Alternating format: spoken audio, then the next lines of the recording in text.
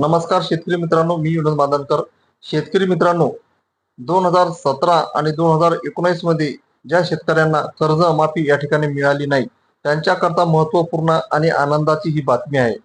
2017 आणि 2019 मध्ये ज्या शेतकऱ्यांना कर्जमाफी मिळाली नाही, त्या शेतकऱ्यांना या कर्जमाफीमध्ये या ठिकाणी मिळणार आहे. दिनांक 9 जून 2026 रोजी राज्य मंत्रिमंडळाची बैठक या ठिकाणी झाली आणि फडणवीस सरकारने 2017 आणि 2019 मध्ये ज्या शेतकऱ्यांना कर्जमाफी मिळाली नाही, ते वंचित होते, त्या शेतकऱ्यांना सुद्धा या कर्जमाफी या ठिकाणी मिळणार आहे. आता कर्जमाफी या ठिकाणी मिळणार तर आहे, परंतु त्या शेतकऱ्यांना सुद्धा या ठिकाणी अटी आणि शर्ती ह्या 2026च्या कर्जमाफीच्या जी आर प्रमाणेच या ठिकाणी राहण्याची शक्यता वर्तवण्यात या ठिकाणी आलेली आहे.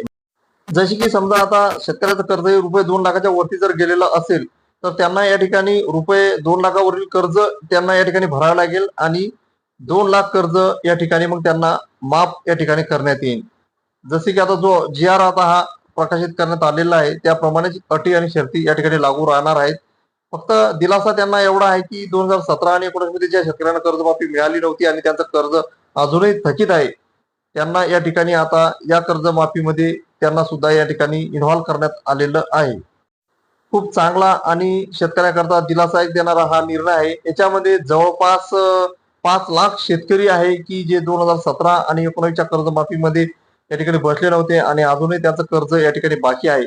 जवळपास 14,000 कोटी रुपयाचा निधी या ठिकाणी त्या शेतकऱ्यांच्या कर्जमाफी करता या ठिकाणी मंजूर करण्यात आलेला आहे. त्या संबंधित या ठिकाणी मंत्रिमंडळ बैठकीमध्ये हा निर्णय या ठिकाणी घेण्यात आलेला आहे.